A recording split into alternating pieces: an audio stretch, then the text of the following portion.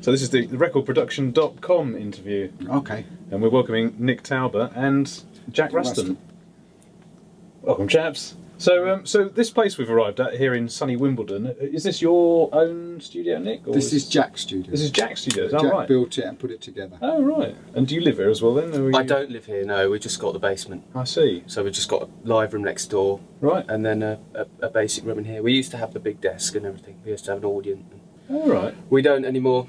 We're just, it makes it too difficult when we want to go out and take everything with us. Right. So we've just So got... you're in the box. We're in the box. We're Pro Tools and Jolly good. Because we always do drums somewhere else. I see. We use other studios to do drums, just because drums are a bottom end of tracks, and unless you get it right, you know, and can't ask people to, so we do the drums and bass. The neighbours probably as well. Well, yeah, it's not only that. It's just that you need a proper room. Yeah. It's the sound of the room, for sure. It doesn't work anywhere else. Yeah.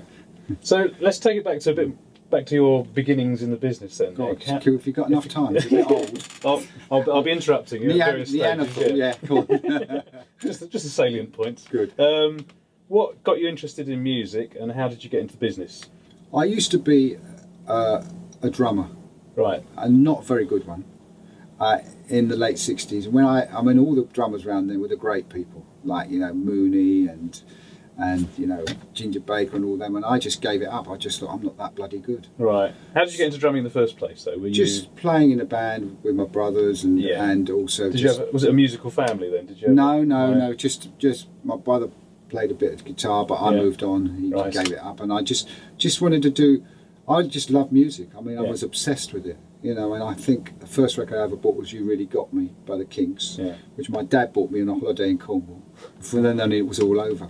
Yeah. I just bought everything I could get my hands on, all my pocket money and everything.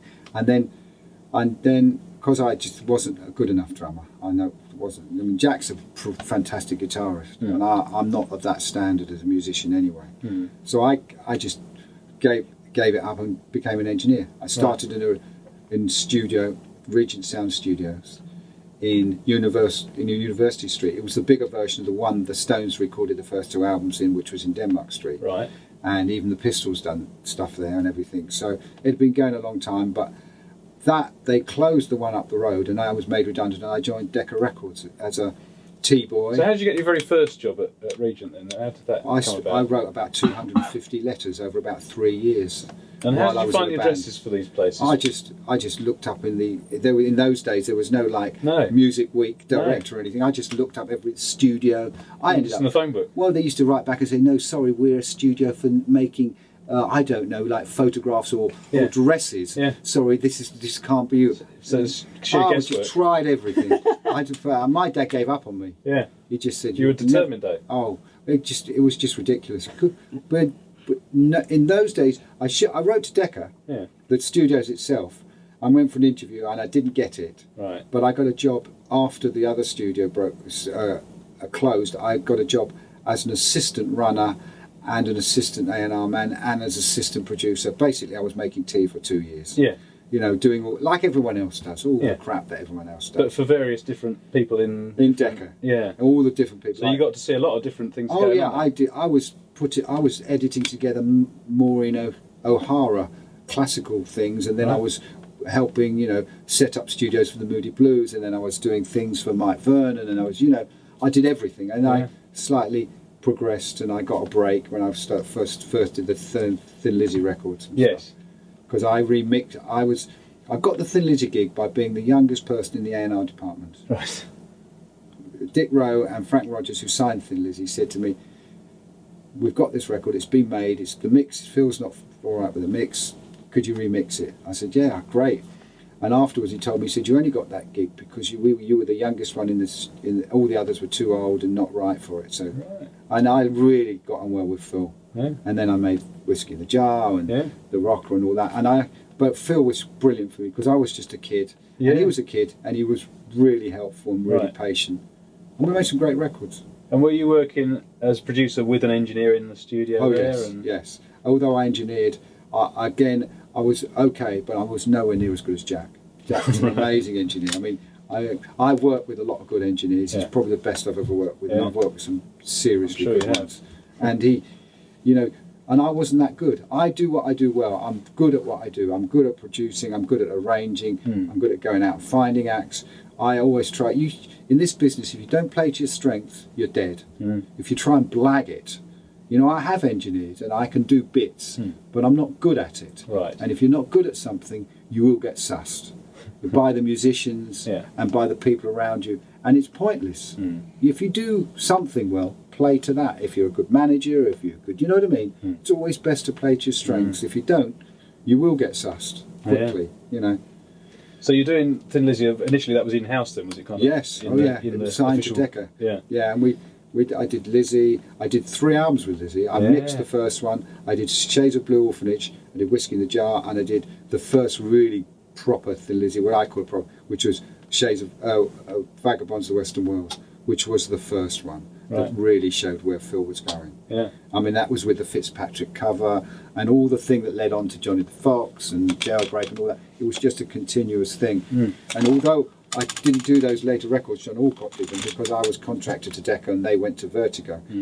I always did more stuff with them because they came back and did more stuff and cleaned things up for us and everything. And I got on really well with Phil. I went to his wedding and stuff like that. He was just a nice bloke. So when you day one in the studio with Thin Lizzy, you're sort of suddenly producing them. What were you doing? Were you kind of?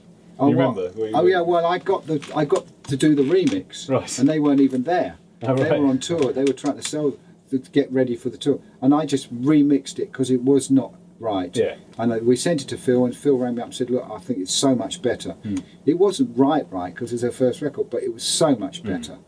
And they just said, look, it was brilliant. So you were kind of rescuing what they'd already... Yeah, well, it wasn't rescuing because the songs were good, the performance was good. It just sounded muddy and not... Right. It was just, it happened. These things happen. Look, people have taken my records. When I did Spear of Destiny, I was between 2 gigs, big gigs, and I did Spear of Destiny, and it was a great record, but the mix wasn't right, so they got Gary Langham to do it, and I listened to the mix, and it was better. You think sometimes you can listen to things for too long and get a bit too into them, and then it's better to have a fresh pair of ears? Jack and I are doing a band now. We've spent a long time on it, a band called Helter Skelter, and we walked away from it for 3 months, didn't we? And we had to do. It's really important. And so sometimes you've got to admit when it's not right. It's no good just saying that is great because I did it. That's just madness. Because in the end. So when I did the Soup Dragons, I did all the bottom end, and you finished it off and did the loops and things. It worked because I did all the arrangements. I put all the drums, the bass, guitar sounds. You took it and did something else to it, and together it sounds like a great record. I never understand why people get all very protective. It doesn't work because in the end, I suppose it shows it's like it's your baby and a bit of insecurity and all that. I've gone beyond all that. It doesn't work, does it? Do you know what I mean? No, it doesn't. No. Yeah, true though. A lot of producers do get very offended, don't they, if somebody else mixes something they've already mixed. Yeah, as long as the only time it's a bit strange is when the A&R department give it to someone that you think if you give it to that person, it's going to be brilliant. If you give it to that person, not because they're not any good, because Horses for Courses, I can't do urban. Jack and I won't do that because we just know that we're not in that area, but we do pop and we do rock and we do all those other areas really well. But if you don't do something as well, it's just madness. So, there is a protective thing, but if someone gets hold of it and sees another view, I have no problem with it. I think in some ways, we both said that. Yeah. If we make a record and we love it, and then it goes to the States and they want to put some, they get some guy that, and they say, so-and-so is going to mix it, and we know what he does and we love it. We go, brilliant. What's the problem? It's like someone like Ridley Scott, making a film and then he might go to someone else to edit it because he thinks it's better. It's just being smart, isn't it? So after Thin Lizzy, were you still contracted to Decca for a long time? I did quite a bit at Decca. Yeah. What else did you do while you were at Decca? I did a few other acts. I did Bloodstone, which Mike Vernon did, an American act in the States, which I loved. It was like just brilliant. And then I left and I worked for Bronze Records. And I worked with Lemmy, just as an A&R man, and I found Def Leppard. Right. And I'm desperate to sign Def Leppard. Well, I was actually wanted to sign U2 when I was at Decca, and they just wouldn't sign them. And I found the Boomtown Rats, and they wouldn't sign them for the money. It's usual. There's no point. It's just. But I found Def Leppard when I was at Bronze, and I desperately wanted to sign them. And Jerry Brom wouldn't even go and look at them. So they went straight to Phonogram, and Roger Bain, who produced the first two Black Sabbath albums, he signed them, and I was desperate to do it, so I left and produced the first EP, Hello America, and I was going to do the first album, but they changed managers and went to Q Prime with Peter and Bernstein, and they said, look, we're going to use someone else, and that's fine. It was just unlucky, but I was proud of finding them and doing the first record. And then Chris Briggs, who is very, very good at what he does. He's a neighbour of mine. Yeah, I like Chris. He's very good, and he's the one that put his arse on the line to spend $1 million making the first big record. And I have to say, you have to take your hat off to him, because they were screaming blue murder at him, but he gave them such a good. And he did ABC and stuff like that. He's very good. Give him the credit for all the stuff he did with like Dexys, and he did the ABC Lexicon of Love, which is a classic record. So so they went on to do good things. And then I left Bronze and went out on my own as producing, and I did like the toys. Because Jerry was a producer himself as well in those days, wasn't he? Jerry Bron. Well, he did things like he said he did. He did sort of like left at the engineers and then came down and said, that shit. And then he went upstairs and played with his executive planes. It's like fucking hell. Because he did all the Uriah Heep stuff. And they were big. I mean, Uriah Heep in the 70s, when all that early Supertramp stuff, and not the first stage of Supertramp, like Crime of the Century, before Breakfast in America, which were two halves of Supertramp. He was doing Uriah Heep them, and they were doing big business. Because Jerry managed me for a year or two, and I couldn't imagine him producing these heavy metal acts, because he's like he's like a bank manager, isn't he, when you meet him? He's a lovely guy, but he does look like Dennis Norden. Yeah, and he can be a bit belligerent, because you can see if an artist does something and they want to go on and on about it. Where Jack is very patient, and you have to. It's better, when the artist asks you to do something, you think it's completely wrong. You can spend an hour arguing them out of it, and spend 10 minutes doing it, and it's wrong. Yeah. It's a real quick way. Or it's right. Yeah, it's right, exactly, absolutely. Surprise yourself sometimes. Yeah, well, exactly. But it's quicker to try it. Yeah. But I can't imagine Jerry ever giving him any room. I remember, who's the keyboard player? I can't remember the keyboard player. And you're right, he, I can imagine those two just going at it. I remember they did actually, because I was on an executive plane going to Berlin for one of their gigs, and just what it is what it is, isn't it? I mean, he's very focused, Jerry, and he's very tough about things. I don't know what he's doing now, because he did have his own studio, but that's not going now. No. The new roundhouse in Saffron Hill. Yeah. That's right. No, that went. I mean, he must be getting on in years, I should imagine. He must be now. Because he was going a bit deaf when I was last. Well, he had the agency, didn't he? He had the Bronze agency, he had the Bronze publishing, he had the executive jets, he had everything. It was all going. Yeah. No. Anyway, we digress. Come on. So you left Bronze, and then what happened then? I got a job with Safari Records doing The Boys, a band called The Boys, which is really, just a punk band. They were a punk band, and from that I got the Toya gig. Oh, I did 4 or 5 records with her. So how did that connect then? Because Toya's not very much like a punk rock. Well, because they made 2 early albums, and she was filling the marquees and all those clubs round, and punk was really beginning to happen. And they just said, "Do you want to make a record with her?" And I did It's a Mystery, and the whole thing just took off. She just went ballistic. She became like the queen of punk, and Adam Ant became the prince of punk, and they were doing really well, both of them doing well. And it was just, she just clicked for a long time, and she did really well. Because I guess at the time those records were quite left field and quite unusual, but now you sort of think back and think they were actually very pop, weren't they? I totally really changed her. She was a punk girl, and I moved her right into the centre. Right. Oh yeah, I think I love things like Tears for Fears and those left field things and The Cure and all that stuff. But when you listen to those Tears for Fears albums and all the Cure stuff, it's all mainstream. It is great. Jack always says that a song has to have that universal thing that everyone can understand. It's absolutely right. And pop is just the abbreviation of popular. Bloody Beethoven's popular pop, isn't he? It's just, it's not, we tend to think of it as something slightly lower than highbrow, and it's not. it's just good music. So does that affect your decision making in the studio? Then are you thinking what would people like when you're guiding artists? I think that's a bit dangerous. I think I think it's instinct. Both Jack and I say, don't we? We think, what do we like? Yeah, exactly. What do we like? Yeah. And what? I mean, if something sounds really archaic and that's just wrong, then it comes and hits you in the face. But if something's like, Jack's got very broad taste. He worked in America with a band, played in a band for a year and a half in America, and he's in LA, and he's got very good sense of how that stuff works in America. He's a very good guitarist, but he's very good at guiding. He's got a very good sound. He's really meticulous. So how do you two know? So if I need a manager, then I know who to get. How did you hook up with each Well, other?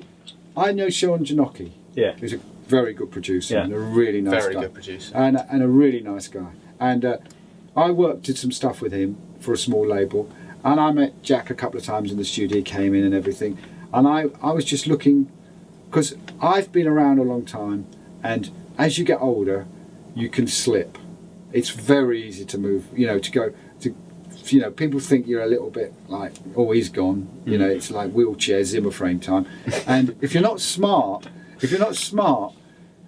because don't forget, we like working with young people. I mean, I really have a thing about new acts. Yeah. I've always broken acts. I've very rarely done an act I've done 1 or 2 acts that have made it, but I've always broken act. For some reason, I don't know why, I always get a new act. And I like that. But don't forget, they're going to be young. So if they come and see old Nick Tauber, it could be a bit frightening. And so I think it was I wanted to work with someone who was younger, who was much more switched on, and I could use my experience with his complete new view. And that's why I work with Jack. He just has. Have you ended up with someone that's not that much younger? But he's Not got that switched on. But you He hasn't can't. got as much hair as you. So Yeah. what's No, going on? that's- I've managed to do that one round, didn't I? But I think that it's important that you have to understand that modern music is a lot about what's young. I'm a massive believer in young youth doing. Yeah. I don't want people to be old. I haven't got this thing about the record companies having young people. I like young musicians with new ideas. I think that's I think you just said it. It comes from the musicians. Yeah. If you But do you not find with somebody with your breadth of knowledge of the history of recorded music that people come along and they think they're doing something new, but you go, oh, that's like... Oh yeah, 90% of it's all been done before. Yeah. It's all. I mean, how many notes are there? So how do you not be cynical about young people's new ideas then? Well, How because do you- half the time they don't even know they're ripping people off. Right. You know what I mean? They don't even know it. It's just as they've grown up, they've listened to everything from Zeppelin to the new stuff, Yeah. to Prince. So if you get somebody who's playing a bit like Jimmy Page and it's a bit like Zeppelin, when you're producing them, does that guide you? Do you make them sound more like Led Zeppelin, or do you try and deliberately steer them away from that and throw a few other curveballs in? I think the thing to do is it's not to discourage them, but to show them other ways of doing the same trick, because sometimes they don't know it. And if they are genuinely innocent, then there's no problem. Come on, the Stones were just complete Muddy Waters, Bo Diddley. It was all. Oh yeah. The first 2 albums and the Beatles were Carl Perkins and Buddy Holly. It's not wrong. No. It's just. But you're in a very powerful position as a producer if somebody young and innocent comes along with their Led Zeppelin-y sort of riffs, and you've got to decide whether you think they should sound like Led Zeppelin or not, in a sense. Oh yeah, haven't you, when you in a record way, them? yeah. And if it's really going to be derogatory and people are just going to go, "You've just ripped that off," then we'll have to stop that, because it's not going to help them. It's not going to help them. It's going to make them. People are just going to. You're going to get the reviewer to say, "Well, it's just so and so rip off." Yeah.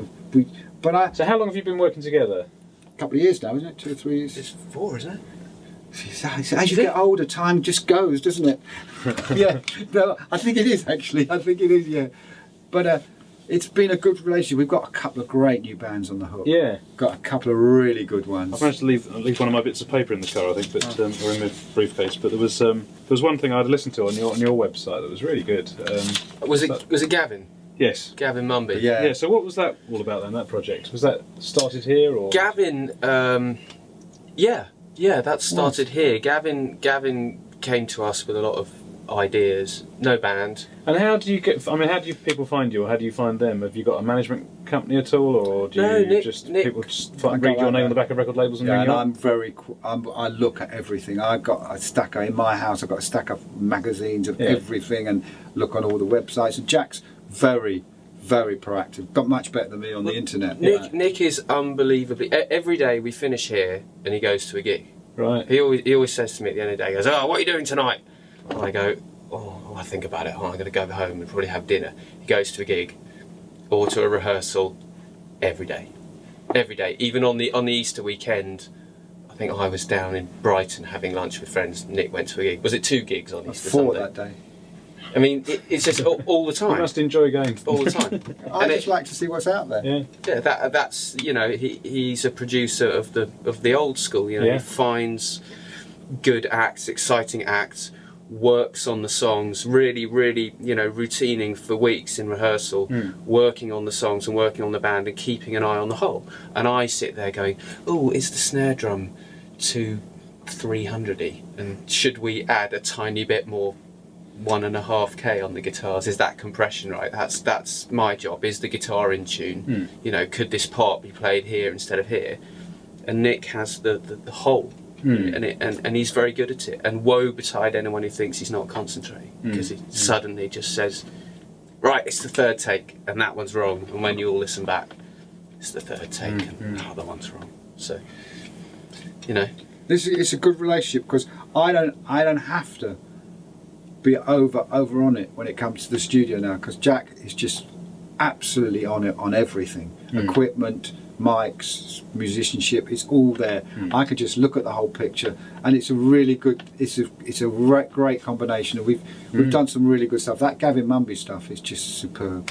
It's going to be really sounded big. great. That. It's quite funny though, because so how is that financed, the Gavin Mumby thing? Is that him paying for it himself? Self-finance. Yeah. So much stuff is at the moment. Yeah. And is he putting it out, or is it released on a label, or just on a video? Yeah, we're doing some video stuff for him. We've got 3-4 tracks with him, so we're trying to kind of build that brand for him basically, and sort of increase. So will you go to labels with that? Yeah, or? absolutely. Yeah, I think it's a project that needs a label, because it's a modern pop project, like your Cheryl Coles and like your Robbie Williams, and like. Does he play gigs? Does he? He's done gigs, done loads of gigs, but we've taken him out because we want to rebrand him. Right.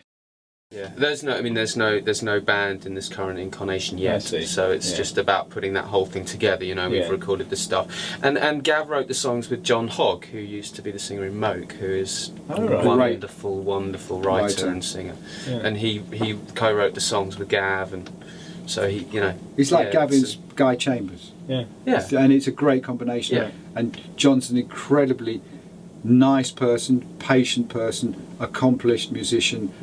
Good original musician, right. And Gavin comes with loads of ideas and puts them down, and John says, "Well, we'll try that one," and he stretches it, moves it about, and out comes these great songs.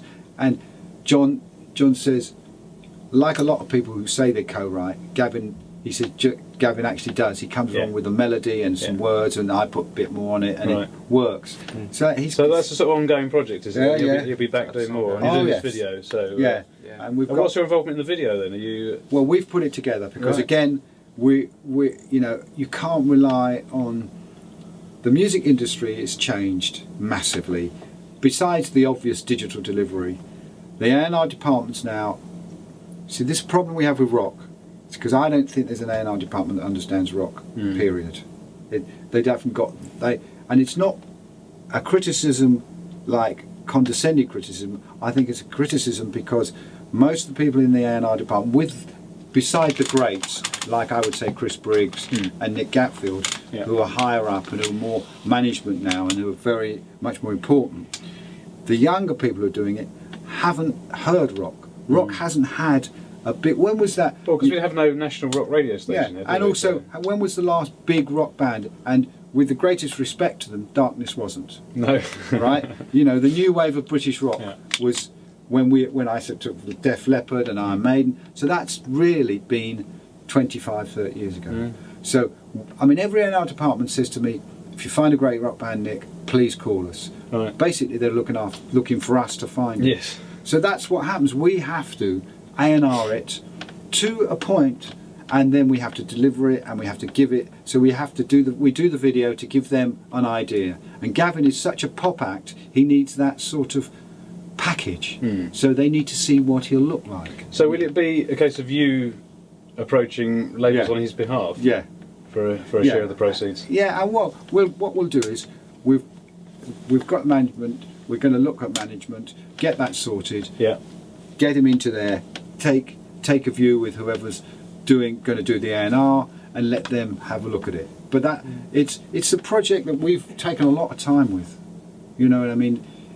I just think Gavin's got so much potential, don't you? Yeah, absolutely. Yeah, I mean, there's three or four bands at the moment that we've been working with that we really like. I mean, you know, to be honest, if we don't like them, we don't work with them. I mean, because I mean, as you know from your work, you if you're going to put your name on things, and this whole thing of taking acts into labels yourself, which is often how it happens. You know, people don't have managers. That, you know, they're coming to you and looking for your experience. They want a product, they want an EP, and they want you to help move them forward. So if you're going to go and sit in front of someone and put the thing on the CD player and have them blast it in front of the whole office, you've got to be pretty bloody proud of it, haven't you? You don't want to sit there with some rubbish.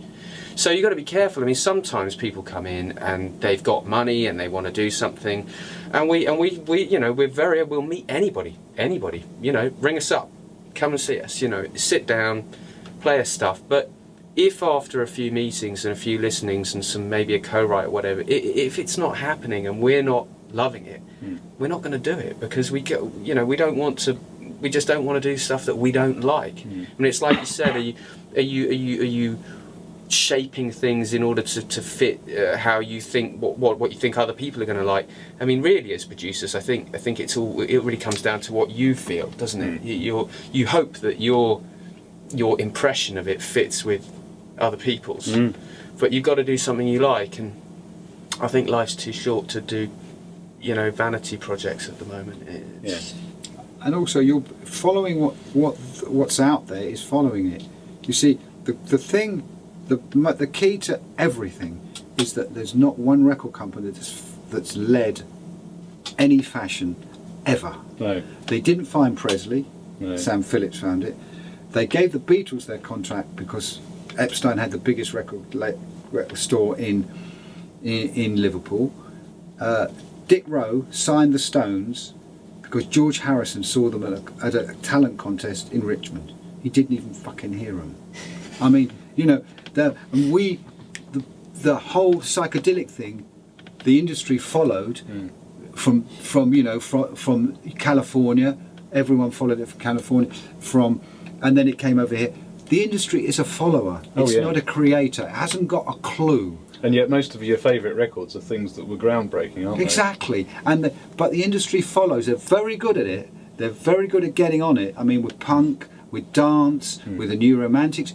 It's great at following. Half a dozen Adele likes at the moment. Making exactly. But you've got such a short window, haven't you? I mean, if something comes out, I mean, we had this kind of, I think after Amy Winehouse, there was a sort of big sort of rush of people trying to follow that, which is quite a difficult act to follow. Let's face it. You know, you've got a short window, because by the time you've got an act and put a record together and released it, it's moved again. So I mean, we always say, you know, we're never trying to do the B version of anything. Not you know, sometimes you work with people who are reminiscent of other artists, of course, because it's like you said about the way people are influenced. But you know, you've got to just decide: do I like this? Do I not? If I do, great, let's do it. And hopefully, the little merry-go-round will be sitting in the right place when your horse wants to jump on. You know. Yeah. I mean, when I was in A&R, I used to have people come in and go, yeah, I've got, you know, this is going to be just like this person. Yeah. Immediately my ears would close. It's like, why? Why do you want to be like this person? You want to be like something better. So that's why you're not an A&R executive now. Well, yeah, it's just like, come on, do us a favour, you know. Yeah. I mean, I don't get me wrong, I have massive respect what A&R have to do. They have a fucking hard job because they can't please anyone. No. They're never going to please anyone. And they get fired like that. Yeah, and they get fired like that. I've got so many mates that are in it and out of it in it. And I know the Jason Eiley's lovely guy, Nick Gatfield's fantastic, Chris Briggs. I know them all. The Hire, the ones that have to go out and find it and do those deals, it's a tough job. It ain't bloody easy. And if the records aren't selling a lot, and if it doesn't work, they have to justify it upstairs. You know, why didn't? Well, what made you think it was going to sell? And if you can't, thanks. And even if the record did sell, it didn't sell enough. You know what I mean? It's like, and also you have to. Well, these days, and you do. I understand the rock problem is that to get a rock band and to launch it, you're going to do $500,000 You've got quid. to spend a lot of money. Well, the other thing is, it's probably very difficult to get that sort of music played on the radio in this country, isn't it? Yeah, you know, and that's so governs what's successful. But the holy grail is live. I mean, look at AC/DC. The last bloody record sold 6 million. It's ridiculous. And they fill every hall. Oh yeah. You know, I mean, they've been doing it a while. Yeah, but what I'm saying is that's the trick. You see, that's the problem that record companies have. They want catalogue acts. But they don't want to pay the front end for it. Because, you know, when we did Lizzie, it was the 3rd record. We'd done in loads of money on 2 albums in those days, and we'd had an EP before Whiskey. But they didn't care. Uriah Heep was not the first one. You know, you don't do it first time. Look at Queen. Queen 1, Queen 2, Sheer Heart Attack was brilliant. And then the biggie. But you don't do it quickly. You can't, because you have to get out there, and that's what the fear factor is. Because there's not enough money in it, they're like, whoa, $500,000 quid. You know, I mean, everyone talks about £1 million deals. We all know they're not real. There's like 20 million up front, and then you have to. The money's there to buy the video and all that. It's all, you know, it's all this. You read in the paper, someone says got £1 million deal. They haven't got £1 million. They've got 20 grand. You know what I mean? But they've got a career. So it's all about that, really. Not sure that even means very much, is it? Signing a record deal these days isn't really. Well, you know, just a bit of paper that says that you owe them money. Yeah, exactly. I mean, I'm really up for it. I mean, I like record companies. I've got some good friends in all of them, and they're all trying hard. It's a tough gig because they're not making. That's why the 360 deal's in there. They want the merchandising. They want a bit of the live. They want a bit of the publishing. I don't blame them. We're all getting ripped to shit. You know what I mean? I mean the same with the films, because everyone downloads, you know, and you can't make them understand. Even young, you can't make people understand. You pay for it. You see, I'm totally against giving away a DVD, a CD, a track on any magazine anywhere. I would cut it all out. Well, it gives the wrong impression to people, doesn't it? Well, the culture doesn't understand it. You know, it's like, oh, I get this free. You know, it's not fair. The kids, I do understand it. It's like a whole network, but there's the balance, isn't it? But it'd be interesting to see if as producers, how long it takes before we're getting into the 360 deal thing. Because, I mean, obviously, if the record labels are saying, well, our record sales aren't enough to support us, well, as producers, why should they be enough to support us? I mean, I think there is going to be a big structure. It'll only take one thing to sort of change it, and then. I mean, in all fairness, when a DVD comes out, right, with the greatest hits of Queen, why should Roy Thomas Baker get some of that? He doesn't. He because it's a DVD. He doesn't get anything because he only produced the soundtrack. See, that's a fair comment, and it's like everything. You know, it should all be fair, but I don't know. It's a complicated business, and I love the internet. I love what it's done, but it's also thrown up a lot of problems. It has, rather. Yeah. One last thing, I want to hear about Marillion and how you did that in the process. I was a big Marillion fan. Well, I'll tell you how I got that gig. I was doing Tyre at the Marquee. Upstairs were Charisma Records with a guy called John Crawley was running Charisma Publishing. All right. And the first single, Market Square Hero, was produced by David Hitchcock. Really nice guy. Did Caravan and Camel and stuff. Okay. Really nice guy. Excuse me. He had this terrible car accident where he couldn't do the album, and they didn't want to wait, and they were on a crest of a wave, and it's true they shouldn't have waited. You know, they needed to make a record, so John Crawley said, go and meet this band, and I met them. I like them. I mean, I like them a lot. They were very interesting. I mean, yeah, okay, there was a lot of Genesis in there, but actually with Fish there wasn't, because he was just completely different. And they're very good musicians. They're really nice people.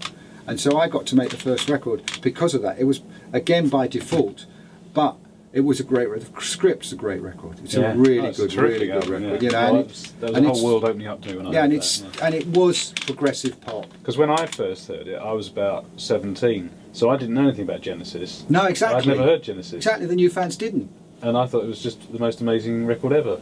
Yeah. So what was the process of recording it? How did you do it? Did you set them up as a band? Oh, what we did was I used the Marquee Studios, which Right. was great drum sound. I put Simon Phillips in that drum sound. I just got his drums in just. What was the console in that studio? Can you remember? Was Yeah, it MCI. Right. I love an MCI. And we used an MCI. We like an MCI. Yeah, and we used an Atari. That's why it's such a great sounding record. And we used an Atari MTR 90. Yeah. And I think it was like we like Ampex 2-track machines, and we had one of them as well because we always wanted to put down on the mix still onto 2-track. Yeah. And we did it on that, and it was a great sound because Captain Fantastic was recording on that in that room. Gus used it, and some of the Quo stuff was recorded there. It was a great room. So what did you rehearse with them first and go through song structures? Yeah, rehearse with them first. Started cutting the songs up, get them all in because place. they're still fairly long. Well, there's only 3 songs a side. That's right. Yeah.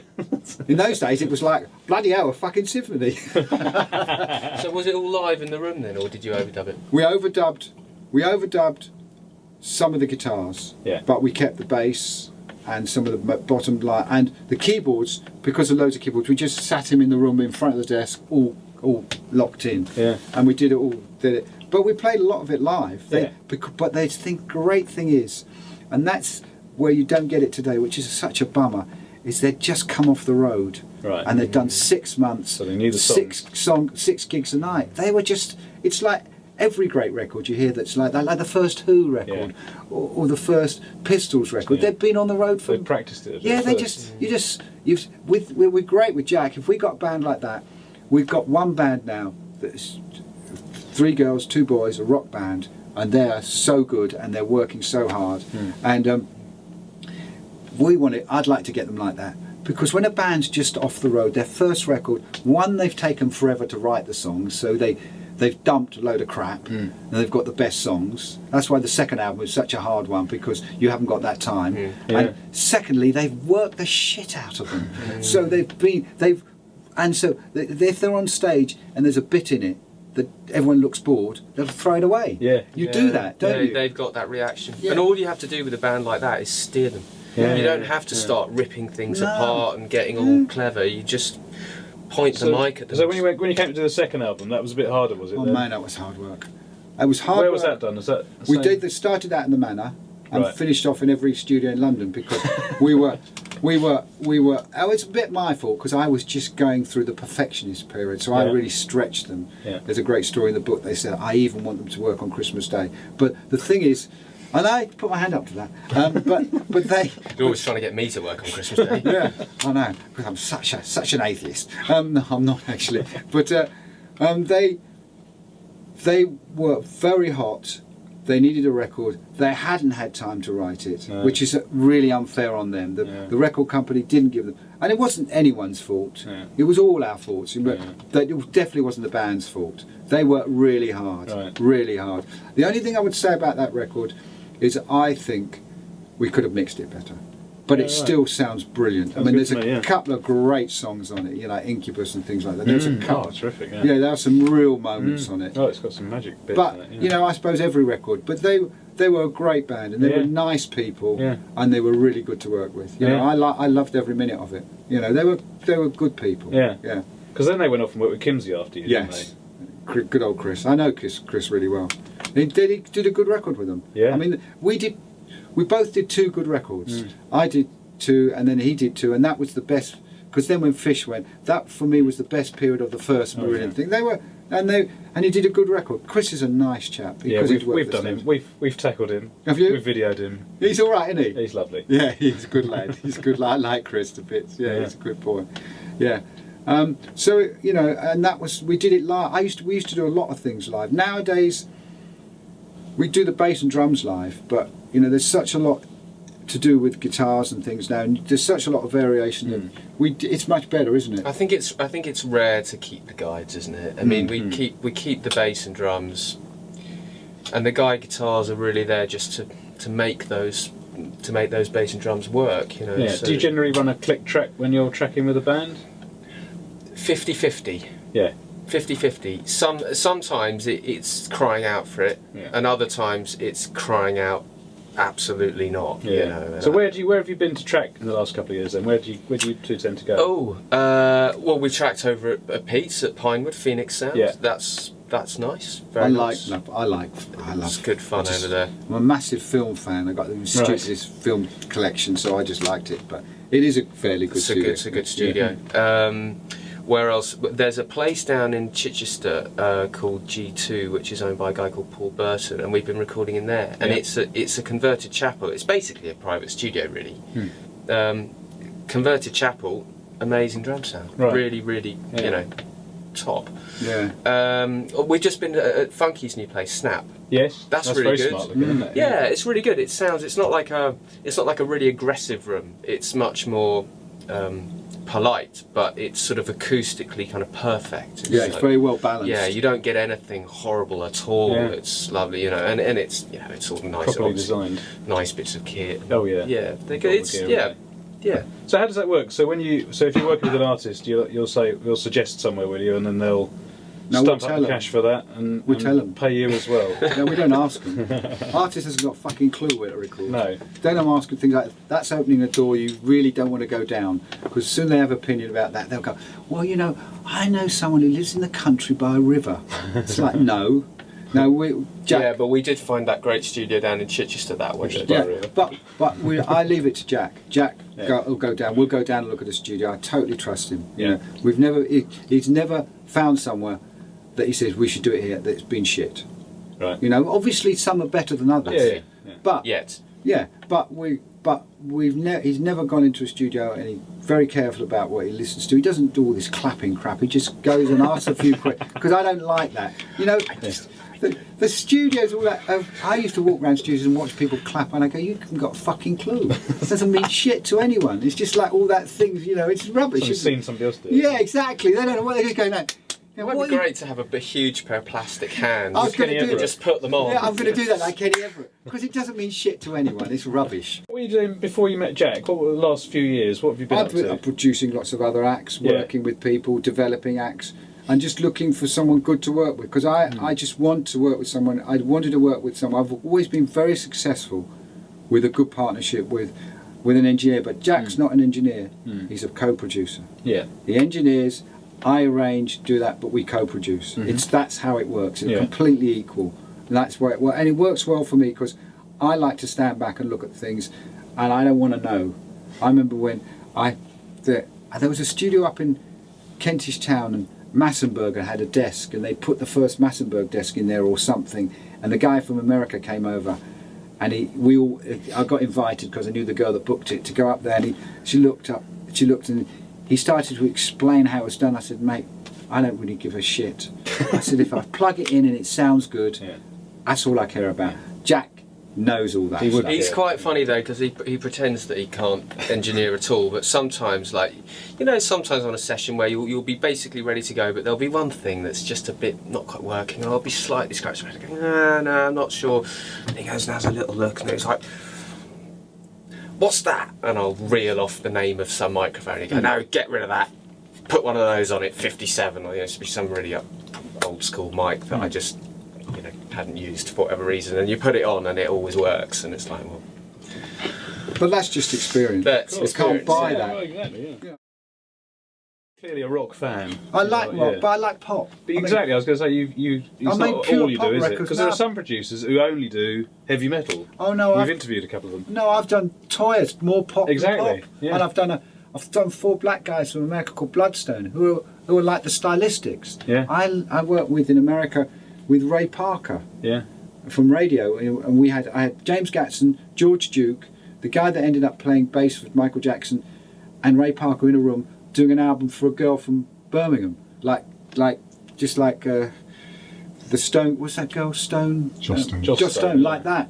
And it was a privilege to work with those people. I mean, I'm a massive Stevie Wonder fan, and Prince, and Alicia Keys. But I love those song-based black singers. So what happened to that project? Did it get released? Yeah, it did really well in America. Right. Yeah, but I just want everything to be of a standard. But I just think that some of the obsession that we have in this country, the thing about this country that's different from America, because of the size, there's room for everyone. Yeah. See, I love country music. I'm a massive fan of country music as well. I love the players, you know, and everything. I love them all.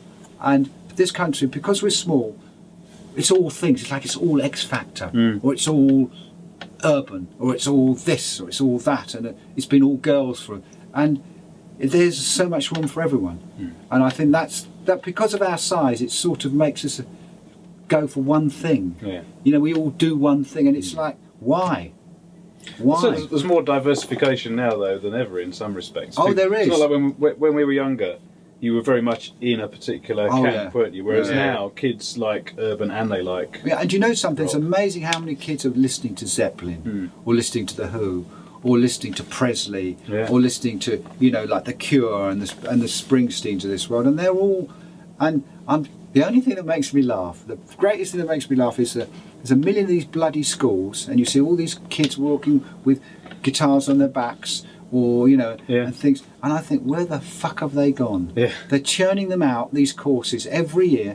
What do they... Well, that's a shame. Well, they can't survive doing it. No. That's the problem, isn't it? They come out and they say, okay, great, now I've got my degree in rock guitar. What do I do with it? So how have you survived, Jack? How have you afforded to buy all this lovely gear? And Well, gosh. You wouldn't want to have this conversation with my accountant. how's the mortgage? Honestly, slowly.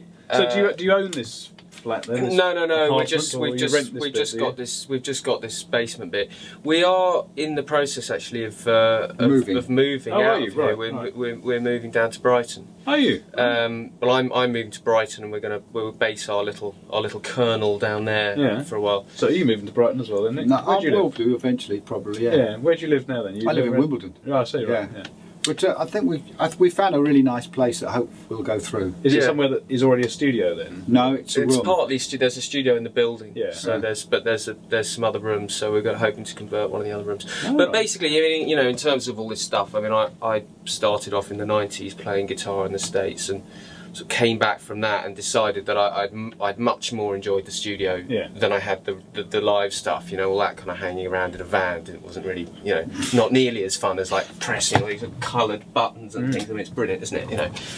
So I started kind of slowly putting together a studio and building it up, and as I got more jobs and more money, I just ploughed it back in, and that's kept going. And you know, I think like everybody, you know. So what's yours? So before you met up with Nick, you were working with Sean, were you? I worked with Sean quite a bit. Yeah, we did the Reuben record together. Right. We did a band called Ingerica that were on Sony. That were a great band that have split, and now part of them have become Baddies, which Sean's just done, which is really cool stuff.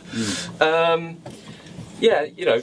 Just the usual kind of bands and jobs that people do. And you work in Pro Tools? We're Pro Tools. We've just on a geek note, we've just moved on to Pro Tools Native, HD Native. Oh right, that's interesting. Which is really good. Yeah. And there's lots of people saying, oh, it doesn't work, but they haven't actually used it. It's brilliant. No trouble really. So low latency monitoring through it. Yeah, I mean, even with a Mac Pro, even if you run through the software like you do with HD, the latency is minimal. I mean, it's 1 millisecond more than HD. So because it's got a sort of low latency mode. It's got a low latency mode for tracking. You don't really need it, but but if you do use it, it's very quick. It's instant. It's very good, and the new interfaces are brilliant. And you got the HDIO, have you then? Yeah, and an Omni. It's very good. Right. It's very good. Yeah. And then we just got some. These are just our kind of little sort of personal rig of bits and pieces to get us through the day when we're not off somewhere where they've got loads of other stuff. You know, it's the usual things. SSLs and there's some unusual things there because I'm a big fan of the Animod. Yeah, the Animod is an amazing box, isn't it? It's amazing. They're not cheap though, are they? No. That's a bit of an investment. We borrowed one because we had a guy in who was really a big fan of kind of 70s music, and we were very much kind of trying to create a certain sound. Yeah. So we didn't have the option to go do it on tape. So we borrowed one, and I just wasn't giving it back. Well, I reviewed didn't make any money on that job. No, terrific. I reviewed it for the mag, and I didn't want to give it back, but it's like $3,500 or something, isn't it? Yeah, I don't think I paid that much, No, but very nearly. I'm sure nobody does, but yeah. Because have you tried their Fairchild? No, and you wouldn't want to give that back either. Well, no, well that's the thing, and that's why I haven't tried it, because I know what will We'll happen. get it in the end. If they do a pull tech. Yeah. It's going to be game over again for the bank manager. But and these are nice too. Vintech. What's that then? Vintech. Right. They're 1073 copies, and they're very, very good. And then a Buzz mic account, which is very clean. Oh yeah, I like Buzz stuff. And the Obsidian compressor, which is sort of SSL-ish, but slightly more. We will get a Fairchild.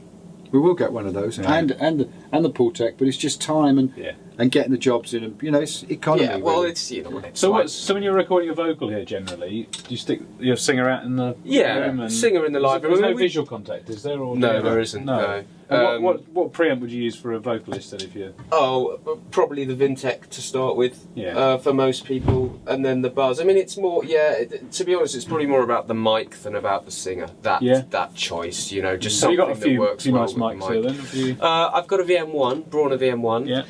There's a UM57, an old Neumann. I mean, to be honest, usually it's the VM1. I mean, we've got 414s and some a Bayer condenser MC740. Do you compress on the way in when you're doing a vocal? Or sometimes I don't at all. Sometimes I literally just ride the preamp gain a bit and leave it for later, or if at all. I do compress a bit often. I mean, it's usually just that distressor, to be honest, or we get an LA2A, or if it wants to be that big valve thing, then LA2A. And you can crank amps down here without annoying the neighbours? We can crank amps, yeah. Is it all soundproof then? Have you? Up to a point. Yeah. Yeah, I mean it's. Did you kind of build it yourself? Soundproof by virtue of distance from the neighbours, It's not. This room was done by a guy called David Sershin, who builds these little rooms, and it's not kind of completely soundproofed or an expensive build particularly, but it just does the job, and it's acoustically it's good. A bit of daylight coming in. Little bit of daylight, little bit.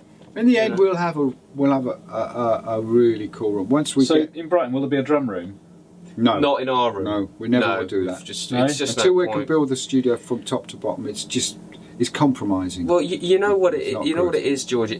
Every project there's a slightly different requirement. Yeah. And what's the point of spending tens of thousands of pounds building a drum room that only works one way? Yeah. And everybody says, "Oh, the drum room's great because you can make it dead or you can make it live." Normally, it's not quite the truth, is it? Normally, it's always a bit of a compromise between two things. So, I'd rather go to one place for a really aggressive room, and to another place for something that wants slightly to be tight. much So when you're mixing, then do you set the mix up for a few hours without Nick here, and then he pops down and? Or do you sit there together? Sometimes. Sometimes. I mean, Nick's often here all the time. Yeah. I mean, it depends. These speakers. What are these then? Yeah, those aren't. Those are actually they're really just playback speakers that don't get a lot of use. They're gradients. Yeah, they're hi-fi speakers, and they're actually extremely good. But I don't use them much in a room like this because they're too big. But they've got these little Sonics Animas, which are just fantastic. They're sort of like a slightly. Joachim Gerard. Yeah, they're really good sound. They're sort of a bit like kind of slightly posh NS10s, but they don't have a lot of bass end. I sort of have a bit of a philosophy on this mixing speaker thing, because you do see a lot of these what you might call kind of mini main monitors coming out where they've got sort of subs built in, and, all this, they're trying to sort of portray all this huge frequency spectrum, but that's not really how most of the records that we all love are mixed, is it? No. And I find that more often than not it comes back to these small kind of hi-fi type designs like an NS10. Really. Yeah, as long as you get a hi-fi speaker that's very well made and they're expensive. Yeah, it's got to be. It's got to be top end hi-fi speaker. Will be brilliant. And it wants to be flat. Yeah, it wants to be flat, it wants to be responsive, it wants to be right, you want to get the phasing right and the response right, and then you'll get the right result. It's those big speaker days, although I still love it, go to the studio and crank the shit out of it. We all love it. But I have luckily, I've probably lost a bit of the top end, like Pardon? Yeah, you know what I mean. You can't be in this business without losing a bit, especially the amount of gigs I go to. But generally, you don't want to hear that stuff too loud because it's just. And who works on them? No, I mean now and then you get a band in and they've done a couple of weeks, you've done the backing tracks. You're not listening to a mix. You want them to have a bit of fun. Crank it up. Let them dance around and be happy. Why not? That's the buzz of music. Absolutely. But the reality of getting a great mix that'll sound great on the radio, that'll sound great on the internet, it'll sound great on a CD, and on all formats it sounds great. You don't want to do that. No. All those expensive, famous American mixing guys like Andy Wallace and all those Lord Alges, they all listen quietly on Oh yeah, of course. Yeah, no, that's exactly right, and there is a reason for it. You know, you do have to slightly.